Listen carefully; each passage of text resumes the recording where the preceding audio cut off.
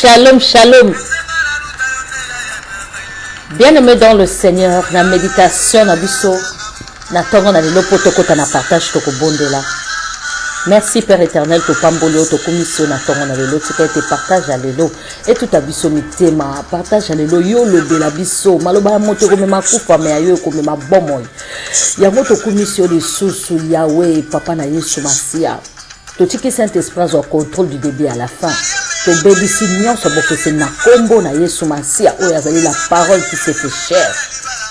Papa sunga biso le de la biso. Ya Yesu ya yara biso. Yondo motema na biso. Amen. Alléluia. Ba misusu ba bengaka ya Yesu aza motema na bango.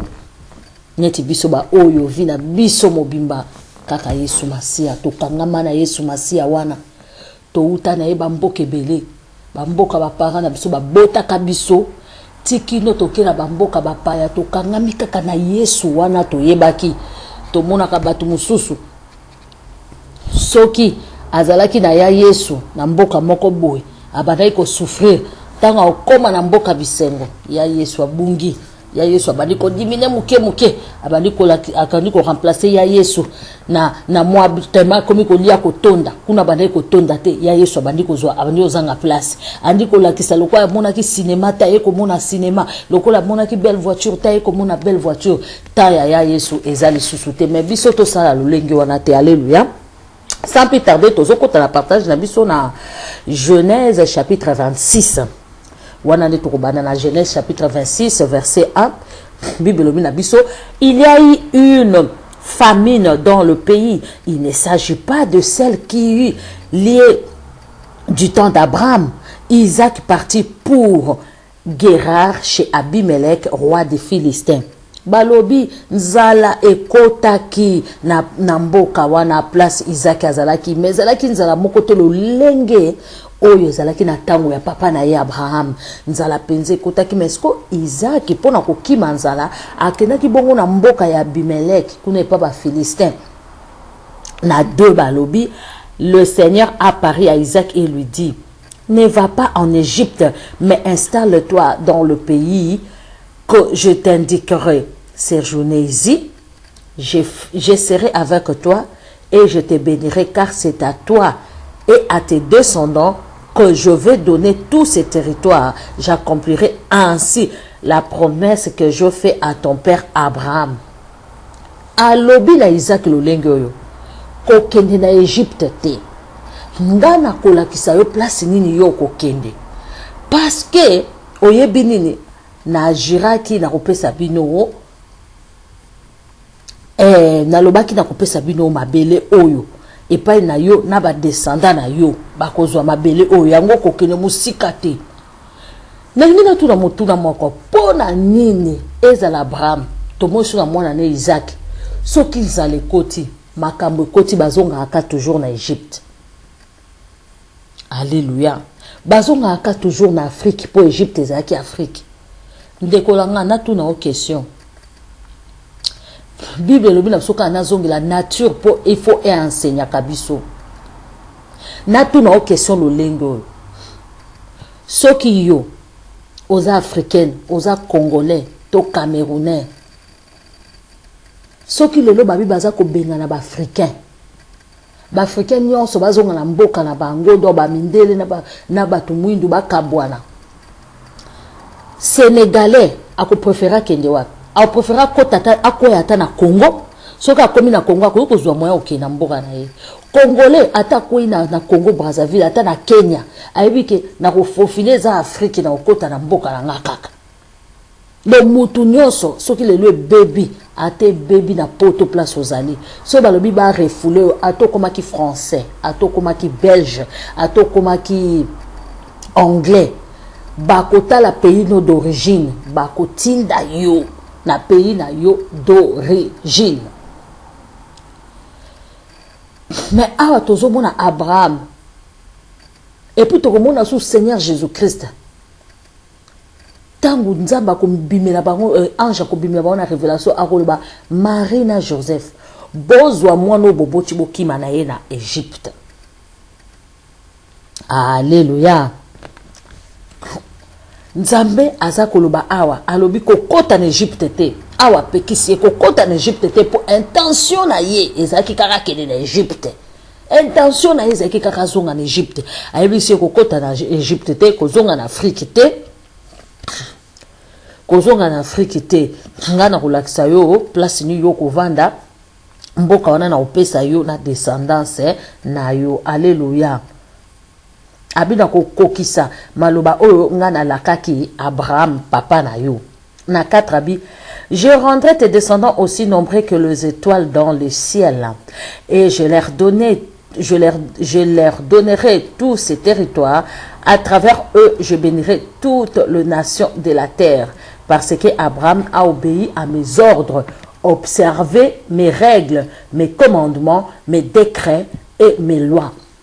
Alobi ne bongo alobi ngai na kopesa yo ba descendance na yo bango nde mutu bakozwa territoire bakozwa mabele oyo à travers bango na sima na bango nga Nzambe na kopambola mabele donc mokili mobimba na kopambola mokili mobimba na sima na bango bango nde descendance ya Isaac oyo ezali descendance ya Abraham bango nde bazali kanali ya mapamboli oyo Nzambe akotaki na mokili pour abénir abi parce que Abraham oyo azali papa na yo atosaki ba ordre nanga atosaki ba règle nanga atosaki ba commandement pe ba décret nanga ba loi nanga na tchaki ye Abraham atosaki yango moni Nzambe bazo bénir jusqu'à la 1000 génération ndekolanga na biso lo komona fond la parenthèse ko banga raté ata libota na yo soki obondeli Nzambe makasi na bomono yeba ke descendance na yo Isaac azali mwana ya liboso donc et pas na mwana ya promesse ya génération ya liboso mais Nzambe apamboli e kokendeti na ba descendant na ye yo muto bondela Nzambe mama o papa bondela Nzambe oyo yebi ko servant Nzambe bomo na yo mobimba ko banga tatozo mona bana na oneti te atozo mona mobali na oneti te yebaka ke yo zali la race élue pour être yo opona makapo sale la Nzambe yebaka libota na jusqu'à la 1000 génération tango kokufa zana ona kimia parce que tango moini satana koya to bandoki to bataba mauvais esprit mal intentionné tango bakoya bakosuka la porte bakokuta ange de l'Éternel akoyebisa bango ke mama na bango to papa na bango asalela Nzambe bomoine mobimba oza na droit ya ko toucher ba lignée na été yango chaque jour bondelaka pona bana na yo bondelaka pona mobali na atoso mona mobali na yo neti te bana na yo neti te bondelaka kaka balobi awa parce qu'Abraham atosaki libota na ye epambola maki na 6 balobi Isaac s'établit à Guérar. Les gens de l'endroit interrogent sur sa femme. Il répondit qu'elle était sa sœur. Il n'osait pas dire que Rebecca était sa femme, car il craignait d'être tué, parce que les gens, à cause d'elle, telle qu'elle était belle. Balobi Isaac azongi suska mamba papa ne Abraham. Tango akomaki na mboka wana. Awangana kika lisusu ke Rebecca aza mwasi na yete. Alobaki toujours que Rebecca aza sœur na ye.